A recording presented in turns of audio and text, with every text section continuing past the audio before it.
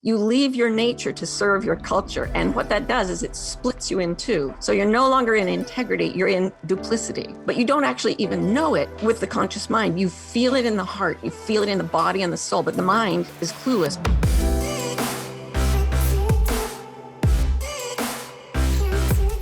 Hey everyone, welcome back to On Purpose, the #1 health podcast in the world. Thanks to each and every single one of you that come back every week to listen, learn, and grow. Now, you know that this podcast is dedicated to try and serve you with insights, thought leaders, thinkers, teachers, and guides that can help us all elevate our minds, bodies, hearts, and souls. And today I'm joined by the one and only Martha Beck. She's a Harvard-trained sociologist, world-renowned coach, and New York Times best-selling author. She's written 9 books and a novel, and her latest book, The Way of Integrity, will be out this spring. Martha is also a life coach and contributor to the O Magazine. Her work and multifaceted career has amazed me for years, and I'm so excited to talk to her today about integrity, befriending suffering paths, taking new ones, and changing parts of our life. Martha, it's truly an honor and privilege to be with you today, and I'm so glad that we're getting to discuss your amazing new book, The Way of Integrity, Finding the Path to Your True Self. Such an important topic, such an important book at this time. Thank you for doing this podcast. Oh my goodness, the honor is all mine, Jay. I'm a big fan. Well, I really do look forward to meeting you in person. I feel your energy through the screen already and through your voice.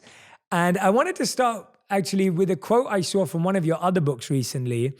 And it's from your book called Steering by Starlight. And here's the quote: "The variety of an ordinary life is infinite and precious." And I read that and it really struck me because I feel that a lot of what I read today is always challenging me to be extraordinary. Or a lot of what I come across or what we see on social media and Instagram is asking people to think big and vast. And when I looked at this quote, I'm not saying that it's opposite to any of those ideas. I just wanted to understand from you what you mean by an ordinary life. And why is that such a infinite and precious thing? And why is that quote so powerful? So let's start there. The idea is that definitely culturally, we are urged to seek the extremes. And what is called happiness, particularly in American culture, but I would say culture around the world now, is actually mania. And the points that are supposed to be our happiest times are points where actually, when I work with clients, they're actually feeling super stressed. In my latest book, I talk about this guy who made $400 million in one day when his company went public. And he called me at 3 a.m, completely stoned, this rock band, famous rock band in the background. And he was screaming into the phone, "It isn't enough. When's it going to be enough?" And I was like, dude, all you really like is hiking. Maybe go for a hike sometime. So that idea that everything's supposed to be super spectacular works against us. And the opposite of that, not really the opposite, but the alternative is peace. And I have coached everybody from people in prison, murderers, billionaires, successful celebrities, homeless people. Every single one of them resonates to the idea, I am meant to live in peace. That is the one thing that feels true to every single person that I've ever coached. And peace is boring to the mania mind, or as you would call it, the monkey mind instead of the monk mind. Yeah. So the monk mind goes for peace. Yeah. So peace is flat and dull to the mania mind and to the culture. But when you go there, when you meditate every day, you sit, I spent several years out living in a forest and I would go out and meditate every day. And birds would land on me, for example. Well, I guess that's not completely ordinary, but I did sprinkle myself with bird seed, I have to confess. When that happened, I remember the first time a bird landed on my knee while I was meditating, this little bird, and he looked up at my eyes. And the love I felt between the two of us just exploded my universe. It was the most incredible thing. Little gray bird, nothing special about it. And that feeling started to come into everything. A sip of tea. There was a lemon tree. pick a lemon and my heart would explode with the experience of it, because the mania mind was finally quiet. And once you get to peace or ordinariness, you find that it is vast and much more interesting than the heights, which are weirdly dull. If you repeat them too many times, they get very dull. Wow. Yeah. I mean, so much to unpack there and so much to look at, because I find that before I was working with people like the ones that you were mentioning. So for a long part of my life, I worked with homeless communities and charity projects and individuals and young people, whether they were coming out of gang violence or college issues or early drug use or whatever it may have been. And then when you do work with someone who's wealthy and successful and they have that moment that you just explained of 400 million in one day from exiting their company and, having this moment and it not being enough, a lot of people will stop and say, well, that's easy for them to say because they already have it. But explain to me that interesting thing that's happening. And in your book that we're talking about, The Way of Integrity, you talk about the desperation for success.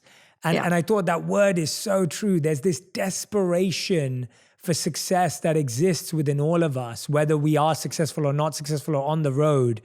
Why is that desperation so damaging and destructive for us? Well, what this whole book is about, it's called the Way of Integrity. And integrity doesn't mean what most people think it does, at least not here. It comes from the word integer, which means one thing. And being in integrity is being whole and undivided. So there's no part of you that's divided from your true self. So when they're socialized to do something like seek a certain type of success, if that's not according to your true nature and your culture pulls you toward it, you leave your nature to serve your culture. And what that does is it splits you in two. So you're no longer in integrity, you're in duplicity. But you don't actually even know it with the conscious mind. You feel it in the heart, you feel it in the body and the soul, but the mind is clueless because it's a cultural tool. That's why I love the saying that the mind is a wonderful servant, but a terrible master. So when we go to serve our cultural ideas of what joy is, we leave our true nature. And always that causes suffering, which is a huge gift, because suffering is the only thing that will get our attention enough to say, wait, I need to change my life. So if it weren't suffering, we would not pay attention to it, and we would never find the path of our right self, our true self, our one individual path that no one else can ever have. Being in whole and in integrity often means turning off cultural noises and tuning back into one's own true nature. I love that distinction you make between nature and culture, and how our culture can pull us away from nature. That's so beautifully said. How do we find a culture that reflects our nature? Because I find that that's probably one of the most difficult things, that we all want to be in a culture. I guess that's natural to want to be around others that encourage us to become more of our true selves. And I've definitely found that in my own spiritual tradition that I follow and the work that I've done. But I also found that even sometimes that culture was taking me away from my true self as well. And so how do we start to create the community and culture to suit our nature? You begin by asking, how do we find the culture that matches our nature? Now, I'm not meaning culture in the sense of, British culture versus American culture. Yes. I mean, anytime there are two people in a room, culture is the third guest at the table, right? Every couple has a culture, every family has a culture, ethnicity, whatever. There is no culture that is exactly aligned with your true nature. It just can't happen. But as you said, we're social primates. So we have this biological desperation to be in culture, connected to other creatures like ourselves. In every single case, there will come a moment when you leave your nature to serve that culture. And it may just be a little bit, which is fine. But as you said, like you left the city culture in London, wasn't serving your spiritual self, went to become a monk. Clearly, that didn't totally serve your whole self either. Agreed. And what you are doing is not finding a culture, but leading a culture. So you come out of those two experiences and you say, I will create something that is true to myself. And I love your story in Think Like a Monk about giving your first presentation to an empty room on a college campus, and just nobody showed up and you still gave the presentation. That's what you did. You were purely in your true nature, and you didn't care if culture came to be with you at the table or not. You didn't care if there was anyone else in the room. You were going to serve your nature. And initially, nobody came. But truth, integrity, is the sweetest thing that a human being can find. It's the most precious energy. It is peace. And so as you stayed in that energy, you didn't make other people like you. You showed by being yourself how other people could be themselves. So you create a culture in which the only ironclad rule is we all support each other in our uniqueness. And that's new. That, I think, is a new cultural form that, if it hits a critical mass in our population today, a global population, could actually save the ecosystems, stop war, stop ethnic violence. It's a new phenomenon in sociology, and your life is an example of how it happens. And I hope mine is too. No, I mean, yours definitely is. Thank you. That's very kind of you. I'm touched by your wonderful encouragement. It means the world to me hearing that from you. And it's definitely fun living it and figuring it out. And I think, right. I've had moments in my life where you rightly said, where I was trying to make something me, and it wasn't me. And then I was trying to become something that I wasn't, and that wasn't me. Right. And then eventually you kind of settle and let go and go, all right, let me just be myself. Because that's where I feel most peace, as you rightly said. Tell me about how, I want to go into a few concepts that I love from the book, but tell me about how someone can know right now, if they're listening, if someone's listening or watching us right now and they're thinking, Martha, this is really resonating with me, this is really connecting with me. How does someone know whether they're in integrity or feeling unaligned and out of integrity or out of balance in their life? How does someone know? Because I feel that diagnosis is almost the trickiest thing to do, because you don't just go to a doctor and get a scan. It's something you have to do for yourself, I'm guessing, or working with a coach, of course. But please walk me through that and walk us through that. How can someone know whether they feel they're aligned or not? Yeah, the first thing is that you have to notice if there's any degree of discomfort whatsoever, emotional, psychological, physical. One of the things I do when I speak in public, there would be people in the audience, and I'd stop right in the middle of a speech and say, is everyone comfortable? And they'd be like, well, yes, of course. And I'd say, no, seriously, are you really comfortable? And they would say, yes, go on with your speech. And then I'd say, if you were at home in your bedroom with no one else there, how many of you would be sitting in the position you're in right now? And no one raises a hand. And then I would say, why? And it would take them like 5 minutes to kind of go, oh, it's not that comfortable. And the problem is not that they were uncomfortable, because people can survive a lot. The problem is that their bodies knew they were uncomfortable and their minds did not. They looked me dead in the eyes in clear daylight and lied and did not know it. That's duplicity. The culture says, to learn, you sit in chairs like this, and it goes through a filter. Are you comfortable? Given that I am forced to sit in this really uncomfortable chair in a fairly uncomfortable position, this is tolerable. But the way the brain thinks of it is, this is comfortable. So the way I get to someone's integrity is what I call a sense of truth. And you use the word alignment, which is really important. A lot of traditional cultures divide the self into body, mind, heart, and soul. So you start with the body, make sure the body comfortable and relaxed, because whenever we tell the truth, I don't know if you know this, everything in our bodies strengthens. Whenever we lie, everything gets weaker. Our muscles get weaker. We blink more rapidly. Our heartbeats go up. We perspire more. If you want to weaken someone, have them lie. They literally become physically weak. So once you're telling your own truth, the body becomes relaxed and strong. Then the heart, are you emotionally okay? And that you could be sad or happy, but there should be an undertone of peace, peace, peace. You can be happy in peace and you can be sad in peace. The peace is separate. And then there's the soul. And the way the soul knows truth is, does it free me or does it liberate me? Like the Buddha used to say, everywhere you know a body of water is the ocean because the ocean tastes of salt. And you know enlightenment, no matter what form it takes, because enlightenment tastes of freedom. So the soul feels freedom, even if there's terrible fear, terrible pain, whatever, that freedom comes with the truth. The last one to the party is always the mind. The mind we worship is like, what? Go back. I didn't get that. Because it's drowning in culture, right? But when you get the mind to say, oh, this makes no sense to my culture, but my body is relaxed. My heart is filled with warmth and peace. My soul feels free. Okay, let me check the facts because they're probably going to say this is true. And once they're all aligned, you have what I call the sense of truth, which is like a click or a chime or a ring. We actually use words for that feeling of everything. It's like a puzzle piece going click in the perfect place. And that sensation is integrity.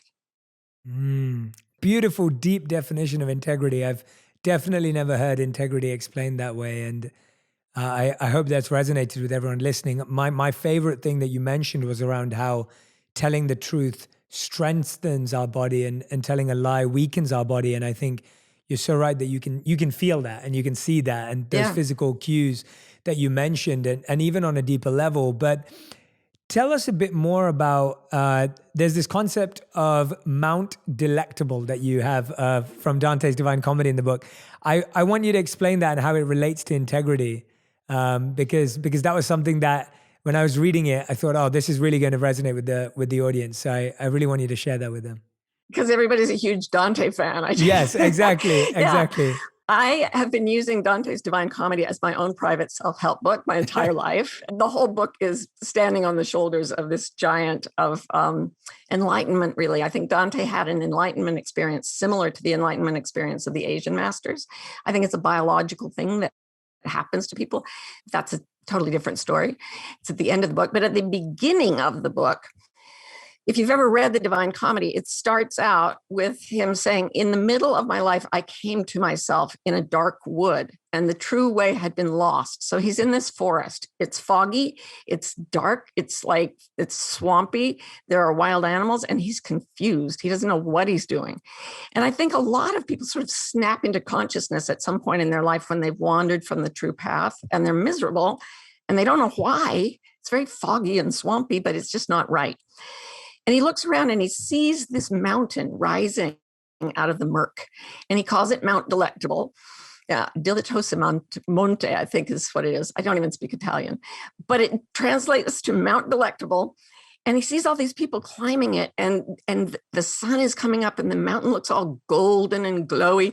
And so he's like, that's how I get out of here. That's how I get happy. So he starts climbing. Because this is what culture does. It gives us those manic high points and bathes them in a golden glow and says, if you get up here, you'll be happy. But as he goes, ferocious beasts keep pushing him back down the mountain. And the ferocious beasts all have an emotional quality. So there's a wolf that makes him super sad. There's a leopard that just makes him desperate. That word again. And there's, what's the one that makes him, there's a lion that is so frightening that the air is afraid of it. So what happens to us when we start climbing the cultural, the pyramid is that our emotions say, no. And we get scared, we get anxious, we get depressed. We don't know why. And it drives Dante back down the mountain. And there he meets a guide who says, for everybody, the only way out is through. We have to go not up, but down. We're going into, he calls it among the lost people. But I read it as the lost aspects of Dante himself and of each of us. Part of us we have a lost self. And to get to it, we have to go into the inferno. Not what one typically wants to do, but it's the only way to paradise. Yeah, I love that analogy and how it links to integrity, because to me, I've always described it as the mountain and the valley. And the idea that we've always felt that our journey has to be forwards and upwards, but actually I think the journey is deeper and inwards. And we've always felt that the skills that get us to the top, actually it's the opposite skills that let us go down the That's valley. right. When I was 18 and very, very depressed, it's the first time I read the Divine Comedy, and I didn't care about the literature. I just wanted help. Yeah. And what helped me so much was that he goes down through the inferno. Things get worse and worse and worse and worse. And they get to the very bottom. He and his guide get to the very pit of hell, which is the center of the earth. And the monster Lucifer is there, trapped in a lake of ice. And Dante just says, well, I guess this is us now. And Virgil, his guide, says, no, keep going the same direction. He's like, there's no more direction to go. And Virgil's like, no, you have to climb on the body of the monster. Like, he has to face his worst fear. So he's lowering himself down. And when he gets to the center of the earth, suddenly everything switches and he's going away from the center of the earth, which is up. He's going in the same direction, but instead of going into hell, he's now headed to heaven. And that was what got me through my depression when I was 18, that image. Wow. Well, tell us a bit more about that. I think there are a lot of young people today and people across any age and generation struggling with depression, struggling with anxiety, struggling with stress and mental health challenges. What was it for you that was so key at that time in your life that made you feel depressed? And then what was it that started to be the cure for that journey? Yeah, the problem was that I was raised in a culture that didn't fit my true nature at all. I was raised in the most Mormon of Mormon places you can imagine, by a very, very Mormon family. And it just didn't really work for me, but I tried to make it work for a very long time. Well, 18 years. No, I kept trying after a while. I grew up also, but I was really trying up to that time, and it just wasn't working for me. At 17, I went off to Harvard, which is about as different from Mormon Central as you can get without going to Pluto. So now I was in this complete sort of atheist materialist culture. And my only really strong imperative as a personality is just please everyone, right? So I sort of adapted to my culture at Harvard and just sort of fit in there. And then I would go back to Utah and try to fit in there. And these two selves were so different that I lost my sense of what was true. So I just got incredibly depressed, like constant weeping, couldn't function at all, almost catatonic at a certain point. And I thought, I've got to figure out what's wrong with me. And I just started turning inward. I went straight into the pain. I went into my inferno. And I went down and down and down until I found the thing that was the most painful thing to me. And that thought, it was the thought, I don't know what's true. Because I was so split. And anybody who's been pulled different ways by different loved ones, different jobs, different national cultures or whatever, if you feel that lostness, that's the dark wood that Dante woke up in. I am so lost and I don't know why. And I didn't know what the answer would be, but I knew that the pathway was into my own suffering. And it worked. It took a while, but it worked. It sounds like it's a scary journey, or a journey that requires one to be okay with, as you say in the book, going into the inferno and embracing that fear. How can people today feel more comfortable with discomfort? Because it's strange. We're talking about getting back to our nature, but it almost takes discomfort and fear and pain to get back to that which seems natural. So or explain that journey to me a bit, because I'm just I'm thinking about everyone who's listening and thinking, I don't want to accept that I'm not living in my truth, because that's scary. That means I might have to quit my job. It might mean I have to break up with my partner. It might mean that I have to move across country. Like, it means a lot of real things. And you work with real people all the time. So I know that you're greatly placed to help people. But that's what I'm trying to understand is what does someone do when they're like, well, I can't accept the truth because the truth will ruin my life? We are all terrified of the truths that will take us away from the culture we belong to, the culture that makes us feel grounded in the world. if there's a truth that we've hidden because it doesn't work with that culture, we are terrified. So where does Virgil take Dante in the dark wood of Eric? He takes him to a gate and he says, here's where we're going in. And it says above the gate, abandon all hope, ye who enter here. And Dante's like, I don't think that's a good sign, literally. And Virgil just pats him on the hand and says, trust me. And they go in, and it's horrible. So what I like to do with clients and what I do in the book is find, if you're not completely happy in your life, and I mean completely happy, I think we should be completely happy. So find a thing you're frightened to think about. And you don't need to think about it yet. Just identify it. Like, okay, there's something about my job and I'm scared to think of it. There's something about my spouse and I'm scared to think about it. I don't want to think about it. Don't want to think about it. Don't want to think about it. The irony is that the fear is only there because we already know what's inside there. Mm-hmm. What's inside, as you said, what's on the other side of that may mean a divorce. It may mean changing a career. It may mean giving up scotch, and we don't want to. We're as comfortable as we can be, clinging to our little dark wood of error things. But if we want to be free, the suffering gets stronger and stronger and stronger. And typically there are things that, like in Dante's case, a guide shows up. In our case, it might be a book, it might be a teacher, it might be a podcast like yours, but something says, walk up to that gate.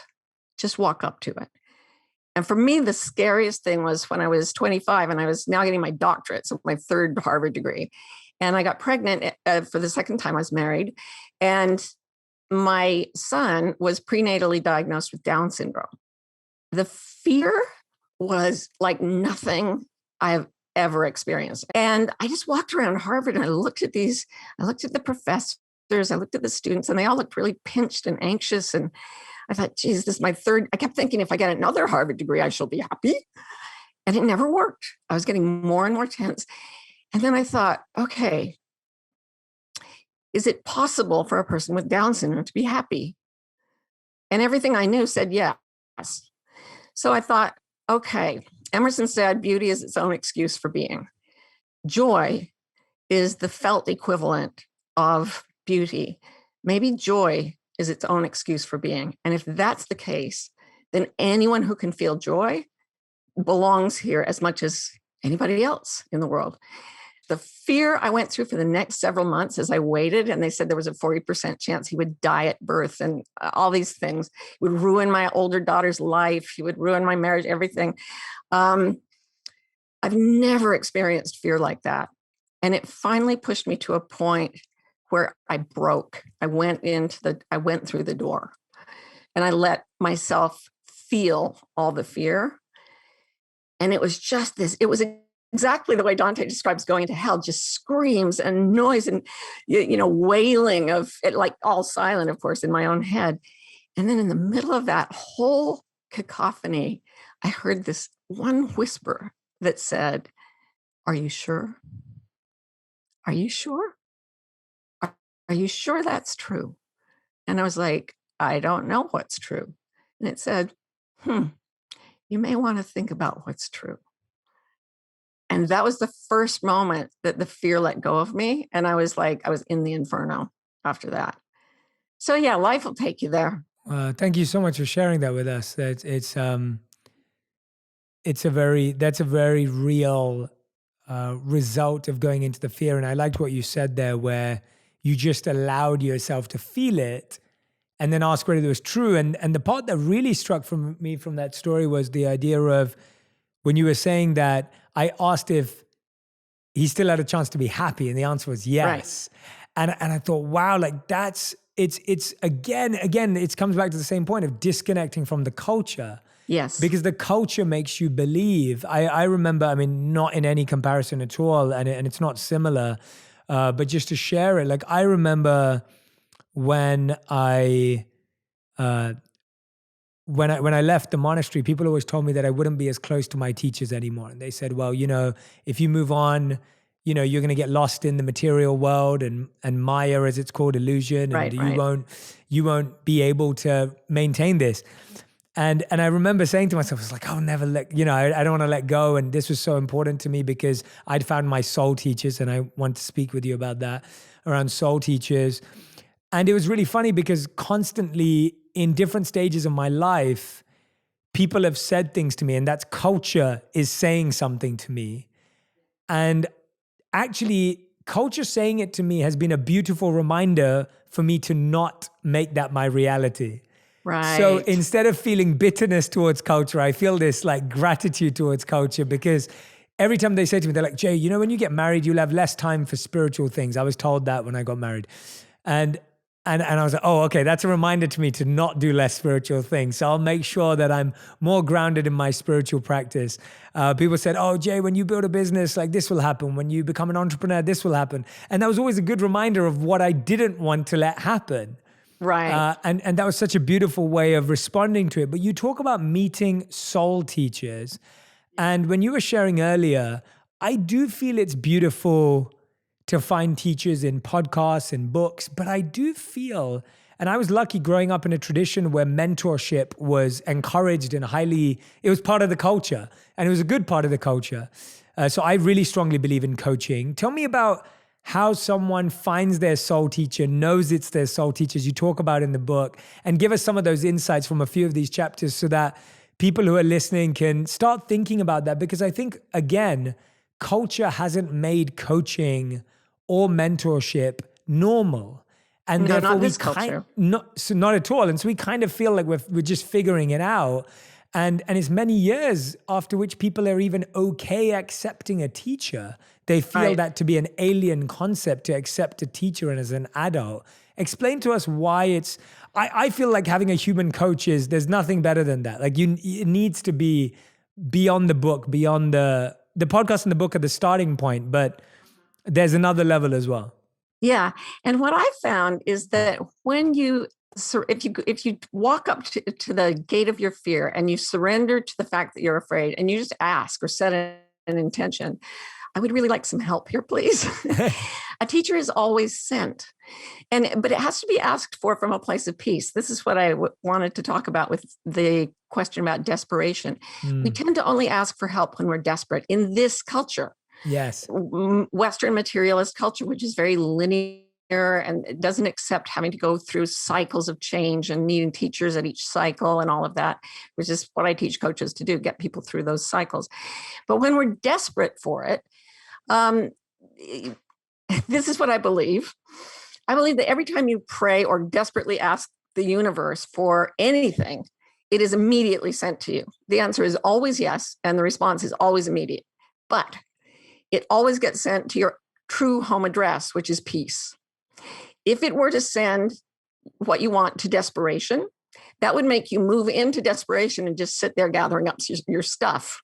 But instead, if you can be at peace, so you walk right up to your fear, find a moment of peace, and it doesn't have to be a day, it doesn't have to be an hour, it doesn't even have to be a minute. It has to be a moment of peace when you say, I need help, please send teachers. And sometimes, for me, they first came in books because that's how I allowed it. Nisargadatta Maharaj is one of my favorite soul teachers. And let me tell you, when I saw his book in a cabin in South Africa, I stole it. I was like, I can't stop reading this. I need it. So I mailed them another copy later when I got home, but I'm like, I can't leave this book behind. And sometimes, like my son with Down syndrome, Adam, he was the teacher who came for me. Turned out to absolutely transform my life and bring me so much.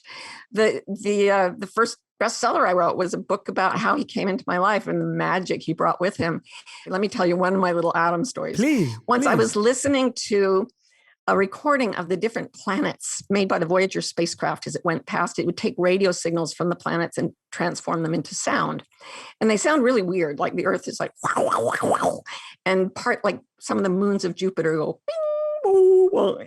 So my son was walking past as I was playing these. He was like 20. And he doesn't talk very well. And he came into the room and he said, wait, what are those sounds? I have those sounds in my body. And I said, you do? And he said, yeah. Where are you getting them? And I said, they're from the planets. And he was like, oh, right. And I was like, why do you? He said, it's a call. It's a message. And he put his hand up to his head like a telephone receiver. And I said, the planets are sending us a message that's in our bodies? And he said, yes. And I said, well, what is the message? And he said, that we're safe. And then he just walked away. And every now and then he'll just pull one of those out. and so he was my teacher. And once I realized that I could be taught by a newborn with Down syndrome, I was looking for teachers everywhere. And as long as I stay in peace, they pour into my life. You poured into my life. And I'm so glad to be talking to you, but through your books and podcasts, you do. I mean, every communication you have with your soul teacher feels like this. Zing, you feel that ring of truth. This person, this book. And then weirdly, like, I love Jill Bolte Taylor, the Harvard neuroanatomist who had the stroke. Have you talked to her ever? I haven't. No, I haven't. She's awesome, but she lost the left side of her brain and had to build it back. And the right side of the brain is in the presence of God at all times. So she came back very different. And I've been quoting her stuff and learning from her, reading her books. And the day before yesterday, she just called me. She just Zoom called me. And I was like, okay, why are you calling me? And she's like, I don't know. I just wanted to talk to you. I'm like, are you serious? And she told me all this stuff about neuroanatomy that helped me understand myself. And that's what happens when you just say, I'm going to stay in peace and ask for teachers. Okay, you just blew my mind with all of that and how you so clearly made the proposal to us all that we can only receive our true teachers and our soul teachers when we're at peace. And actually, if we ask for them out of desperation, and they'll go to that home address, right? It will shift us. I love that. Blew my mind because that made so much sense more than intentions. It made so much more sense than seeking the right people out. Like that idea of what place, what space from which are we asking for what we're asking for? And you're absolutely right that we only ever ask for help when things go wrong. We never ask for help when things go right. And also, haven't you often found that a lot of our asking is a demand and not a sincere request? Like it's a demand of like, why is this not happening to me? Or I need this right now. Yeah. It's like, and it's the antithesis of peace, as you're saying, is where we need to be. It's the anger, it's the pain. It's not asking from a place of a sincere request, which is often what's needed even to get your friend turned around. But you know what? Here is how miraculous and benevolent the universe actually is. When you go to peace, the things you screamed for in your tantrums, if they're right for you, will be there or they will come there. Like every childhood wish that I'd ever had. When I started, I did a sort of monastic period of my life. When I was 50, I just moved out to the woods and spent 6 years meditating and tracking bears. And everything I had ever wanted started to come to me. It was bizarre. Like people like Jill Bolte Taylor, but this type of miracle started happening over and over and over again. And I would say to the universe, but I was really fussy when I asked for this. And it would just say, oh, sweetheart, we want you to have everything. Why do you think pain exists? So that you'll ask for things so that we can demonstrate our love for you by giving you those things when you're in peace. And so try going to peace and just staying there and see if things you asked for when you were a child, when you were an adolescent, when you were young, if those things don't come and find you. I wrote this book just because I wanted to be absolutely sure I was telling the truth. I didn't want magic miracles. I use those words because stuff like that happens to me a lot.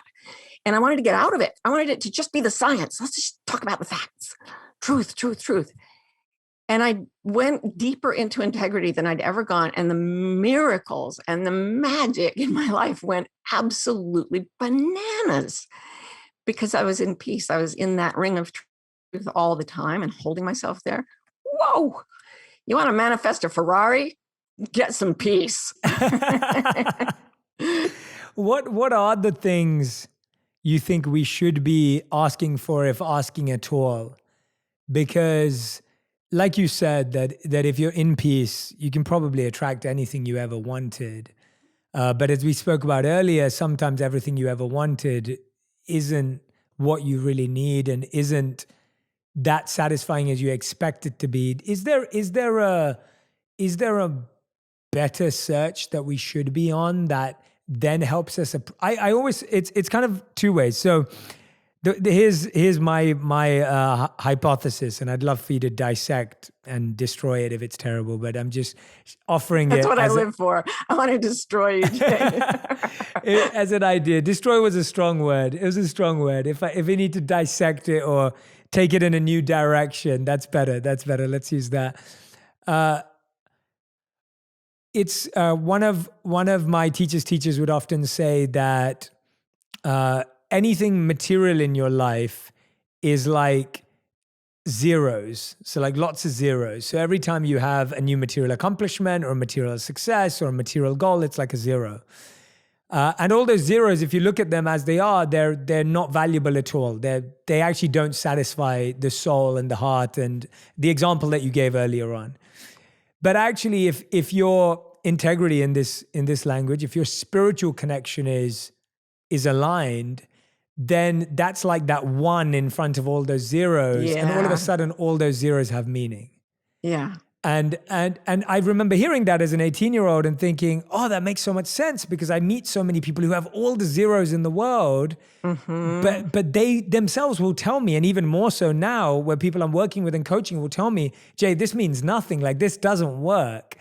And now they're seeking that spiritual connection. And so that's where I'm seeing it, that actually all of this can be given value when we have this pursuit aligned in integrity, but all of it loses value when we don't have that. It's really beautiful. And I believe that suffering has two functions. And one is to get us back into alignment.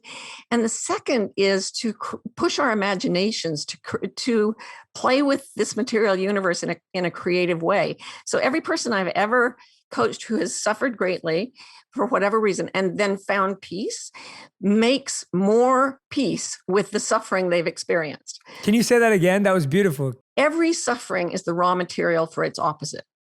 The more time you've spent in fear, if you go to peace, you have more courage than others.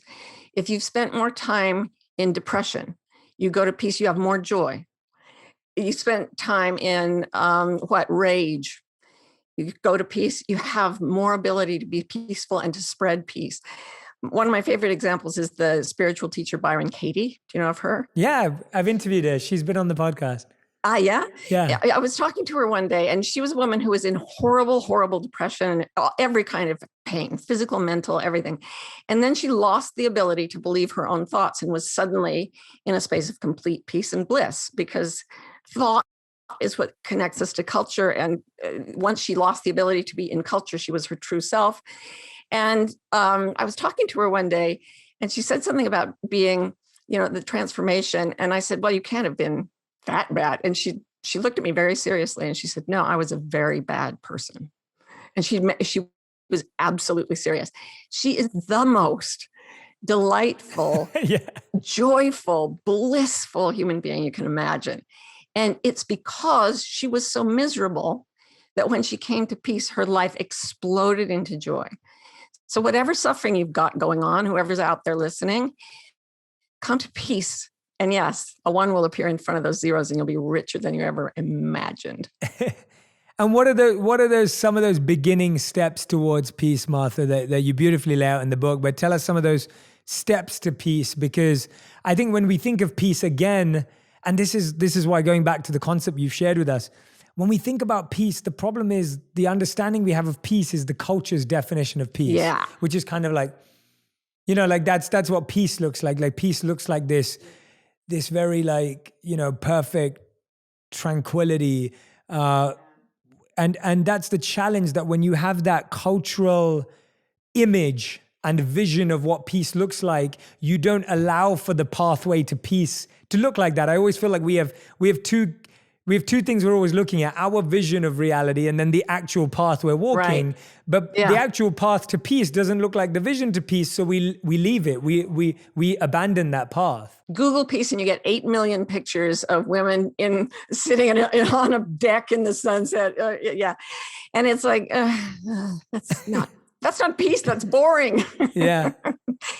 actual peace is that alignment I was talking about, the feeling that our bodies, hearts, minds, and souls are all working in the same, they're working like a team of horses that are exactly matched, and they will go all kinds of amazing places.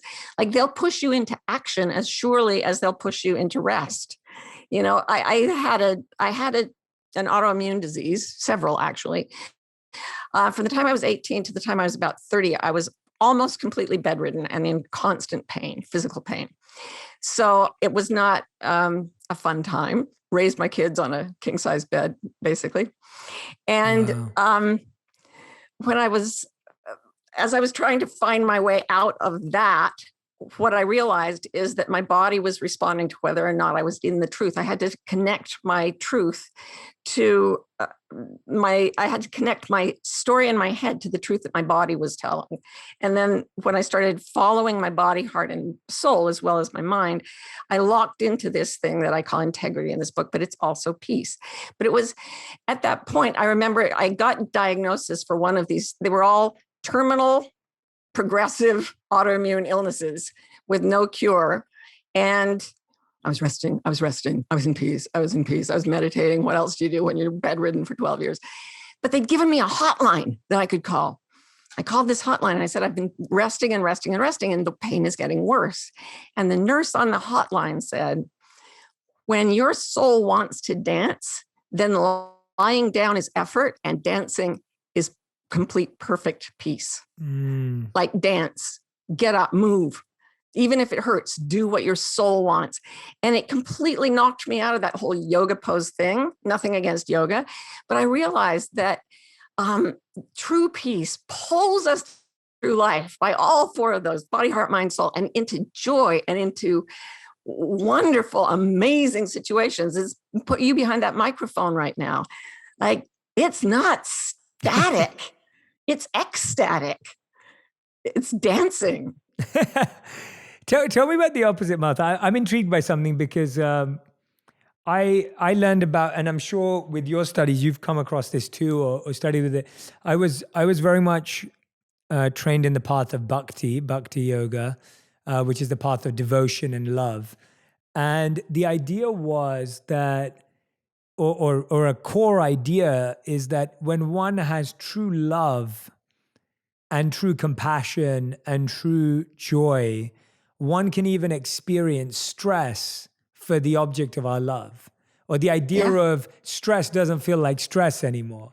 Right. Because you, and the closest thing can be described, and you've lived this through your beautiful examples and stories in one of the deepest ways, is the closest example or comparison that would be made is the idea of love of a mother for her child.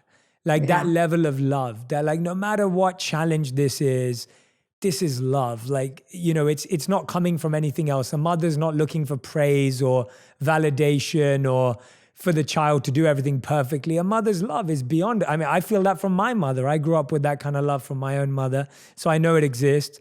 Tell me about how you understand that with the movement towards stress and peace. Is that somewhere?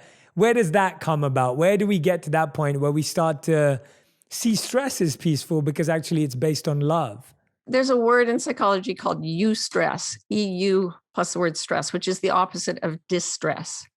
So distress is discomfort, and eustress or positive stress is like eudaimonia. Is that where it comes from? The EU or no?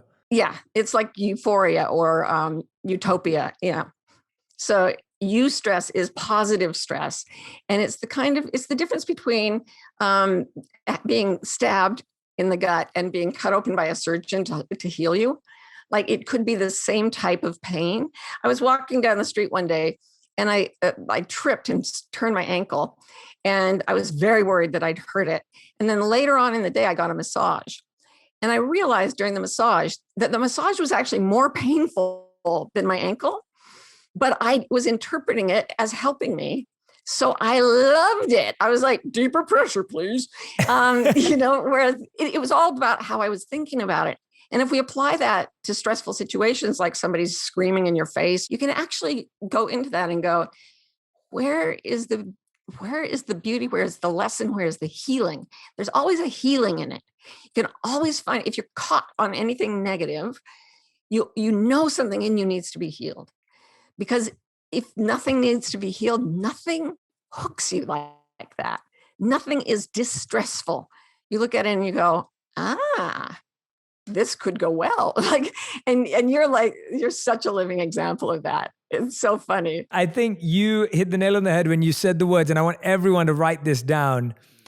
It changes when you interpret it as helping. That's the key. Like what you just said there with the massage example, which I thought was brilliant, is even when we're experiencing pain, when we interpret that as helping us, not hurting us, then it heals us.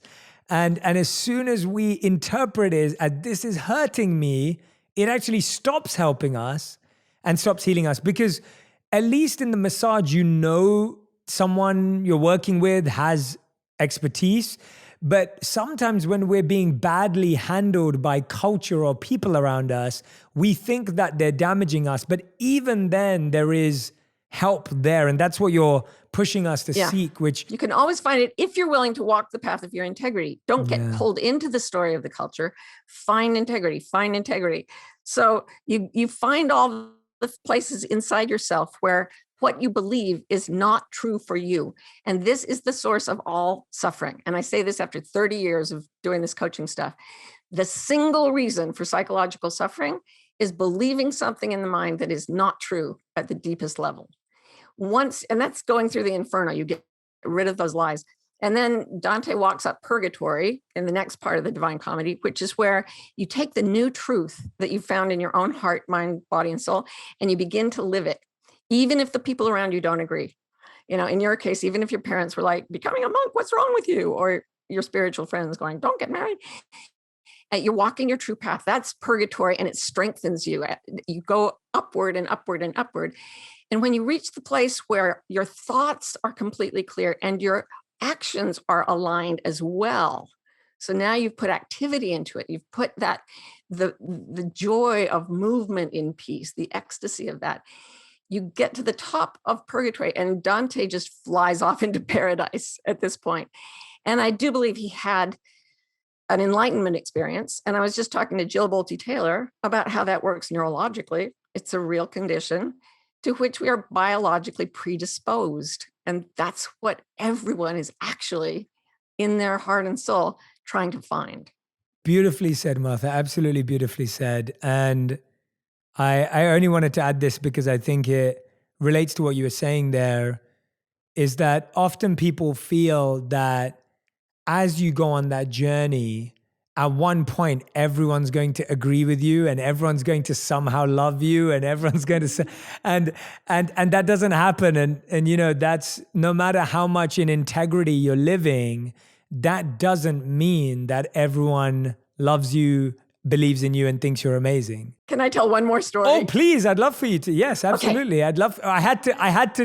I had to take it there because I think we also, again, have this culture view of, if I live in integrity and if I'm aligned and if my actions are perfectly manifesting and I'm then all of a sudden everyone's going to believe in me and agree. And I haven't experienced that at all. The more I've gone into integrity, the more I realize there are more people who have issues with that. So it's not become easier. So I'd love to hear your story. Okay. So when I was 29, I decided that I was not going to tell a single lie for a whole year. It was a New Year's Eve resolution. Later on, when I needed therapy from this, my therapist told me that my biggest problem was I kept my New Year's resolutions. But I did not tell a single lie the year of being 29 to 30. I don't tell lies now either. I just decided no lies at all. I found my true self that year. That was the year my body started to heal. I also lost my religion, my family of origin, which is very deeply part of that religion. So complete no contact. Every friend I'd made growing up before the age of about 17, my job, and my marriage. And I realized I was gay. This was not a year of everybody coming to my side. This is what I came out thinking. for the first time in my life, I was healthy and happy. And there was no part of culture that was on my side. And I realized that if I want to walk my particular path, I have to give up. Like your integrity will give you every single thing you need to be happy, everything. The wildest dreams, the deepest love, the most joyous experiences, but it will cost you absolutely everything else. And yeah, my whole life changed from that. And that's when I started coaching, and that's when I started getting published, and everything just went from there. But I was stripped down to bone by total integrity. I don't recommend that, by the way. It's too rough. Martha, this has been such a joy speaking with you and learning from you today. Everyone, I've been talking to Martha Beck, The Way of Integrity, Finding the Path to Your True Self. The book's available now. Please, please, please make sure you go and study this deeply. This isn't one of those books that you're just going to read once and kind of, put it on the shelf and think, oh, that was cool. It's going to be a book that you study. It's a book that's going to make you reflect. It's a book that you want to sit with. Use it as a workbook.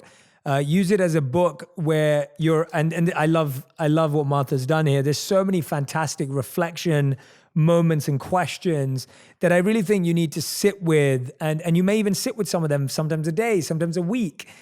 Allow yourself to really use this book as a workbook. And I can't stress enough how powerful it would be to feel like you're living in integrity, as well as learning all the amazing new skills and all the passion projects you want to build and all that kind of stuff you want to do. It comes from this. This is actually the root of it. And sometimes when we don't start here and we get started on everything else, we either get everything and it doesn't fulfill us, or we don't get it at all because we weren't asking from a place of peace. And so right. I really want you all to start here. And Martha, as you know, as you listen to the podcast and sharing your wonderful thoughts about it, we end every episode with a final 5, which is our fast round questions. Every answer has to be 1 word or 1 sentence maximum. I always break the rules because I get too intrigued. But let's see how I go. So Martha, these are your final 5. Are you ready? Yes. Awesome. Okay, so question number 1. What is one widely accepted rule that you always break? Please people. Sorry, that was 2 words. That's a great answer. No, that's a great answer. Very good answer. Okay, second question. What's the best piece of advice you've ever received? Trust yourself. What's the worst piece of advice you've ever received? Trust me from someone else. That's so good. That's so good. All right, question number 4. What's one thing you know to be true, but a lot of people may disagree with you on? We are all perfect. Beautiful. And if you could create one law that everyone in the world had to follow, what would it be? Be nothing but yourself. It's kind of a theme. Like you could have just asked one question. I only have one answer.